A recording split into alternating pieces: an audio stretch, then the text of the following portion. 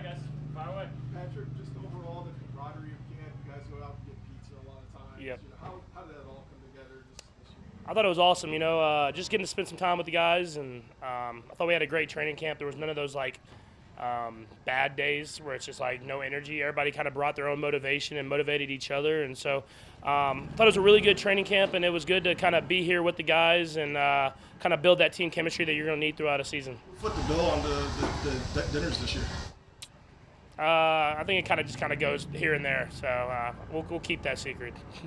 Coach said you're maybe not going to play it much at all, maybe in this game on Friday. It's a little bit different than what it's been in the past. I know you want to play a lot, but yeah, I'll be prepared to play. I think I go into every single game with the mentality of you don't know how much you're going to get in there. So whenever you do get reps, you just try to maximize those. And so I'll go through my normal routine and be ready to go. And we'll see how it gets as we get there. But I'll be prepared to play for however many snaps that is. Looks like you had a good time today. How much enjoyment do you get out of being the scout team quarterback for a day? Yeah, it's fun. You get to push the envelope a little bit. You get to try stuff even more than you would try at a regular training camp practice. And so worked on kind of like my fakes and stuff like that, trying to get the defense to bite on fakes and stuff. And then try to throw it into tighter windows. Sometimes those things are circled, but you want to still try to fit it in there and get the completions. And so it's a different type of competitive thing that you go through, and you're trying to beat the defense whenever they are kind of set up to succeed. Patrick, what did you learn about the team at camp? Yeah, I think you learned. I didn't learn this, but you know how hungry these guys are. I started in OTAs, and guys are ready to compete. They're ready to get out there and prove who we are. And we have a lot of young guys, and I think it's bringing a lot of energy to the team to add with the veteran leadership that we have. And so I'm excited for the team and excited to get out there. And we got a good last few preseason games, and then we have a great early schedule. So I think guys are really ready to get out there and showcase who we are. Patrick, a couple of those young guys on the left side of your offensive line, what did you see in their progression over the weeks out here? I thought they learned a ton. Obviously they're talented and they have the physical abilities, but being tested by Spags every single day, you have to learn how to not make the same mistakes twice, and they did a good job of that. And so we'll continue to get better and better as they continue to get more and more reps.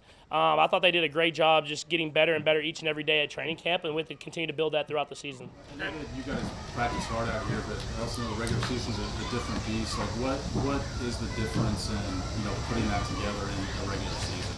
Yeah, I think you don't have the reps, I guess you would say. Obviously, you get so many reps at training camp that when you make a mistake, you kind of get another chance at it.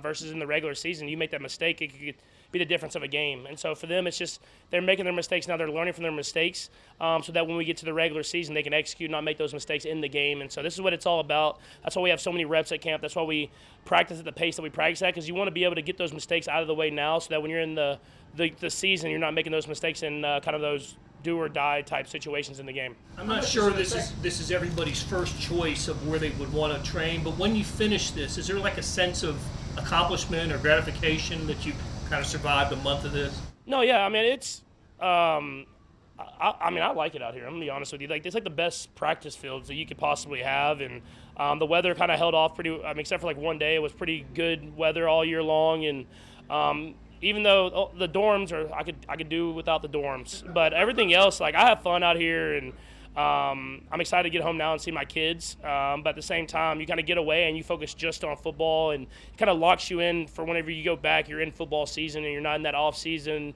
kind of mode, and so it's good to get away from here, get away from home for a little bit, and just focus just on football. But I'm definitely excited to see the kids when I get back. We'll go across and start with Pete. Go ahead, Pete. Patrick, yesterday you played the crossbar game, and you've done games like that at camp. Is there something more than just the enjoyment of playing the game to get from that? Yeah, it keeps competition going. We have competition in that quarterback room, and we want to have healthy competition and fun and keep stuff motivated. And so I think the coaches do a great job. If you see us sometimes when we're in individual, we're doing drills and we're working on footwork and stuff like that. But they keep it fun, too, where we're doing drills where you're working on accuracy like crossbar and stuff like that in pressure-type situations with everybody watching. We like to do it when the fans are out there, so there's no hiding. You got to do it where everybody sees it. And so it puts you in, I'm not going to say game-like situations, but it puts you in a place where there's pressure on you. You got to be accurate and make throws. And so it's definitely a lot of fun. We came up short yesterday. I didn't get the throw on that last one. I blame Nags. So if I'd have got one throw, I thought we were going to win. Patrick, just what was your reaction when you saw the news maybe before most of us did, that Taylor's going to go on Travis's podcast. And did you know a new album was coming? No, it surprised me too. I mean, I knew before y'all did, just because like they called me after the podcast was done. They didn't call me; they called Brittany, and then I was like in the back of the FaceTime. But I knew that I'm obviously super excited. I mean, just knowing Taylor and seeing the process from just a little bit closer of how she makes the albums, it's gonna be amazing because how much work she puts into it, and what better place to announce it than the New Heights podcast, where I feel like she can be herself and showcase who she is. And I think people are going to be really excited to watch it tonight. I haven't seen it yet. I've seen a little bit of the clips just like everybody else, but I'll be tuned in tonight at I think it's 7 Eastern. So I'll be able to have something to watch here on this night off that I have. With the preseason schedule the way it is now, if you didn't play much on Friday, would you like to play some in that third preseason game just so there's not a long layoff until week 1? I always want to play. So it's kind of like I always want to be out there and playing. And like you can say that you don't want to play, and then you get to the game, and it's like, man, I want to be in the game and playing with playing a game with my teammates. And so at the end of the day, I trust in Coach Reed and his process, and he has a reason for everything that he does. And so, like I said, I'll be ready to play this week, tomorrow, and if I get to play, I'll be ready to go, and if I don't, I'll be ready to go again the next week. And if I'm not, I'll be just as energized on the sideline as I would be if I was playing in the game. And so I trust in Coach Reed fully, and so whatever his decision is, I'll be ready to go out there and get the most I can out of it. Spags spilled the tea earlier about the Chris Jones rule, which I'm assuming you knew about. I don't know if the Chris Jones rule Chris Jones rule, after Chris strained his calf back in the practice for the playoffs a few years ago, chasing you. Oh, yeah, I do know this rule. Yeah, no. Yeah, he says that. I think I'm faster than him. But no, it's when Chris wants to disrupt a play in a game, he can disrupt it. And so like you saw at some points of practice yesterday, it's like Chris was just pissed off, and he like just ruined an entire period for the offense. And that's just the type of player he is like he can do that. And so that's why he's gonna have a gold jacket one day, and it's because he at any moment can disrupt an entire game. And so the chasing thing, I think he's just I'm quick. I think I just make him miss too much. But he can say it's the Chris rule if he wants to. Last 3 guys, we're going to go Neil, McKenzie, and then Todd. Go ahead, Neil. How much does it hurt you that you haven't had 5 out there being able to play with him and get up to speed with him?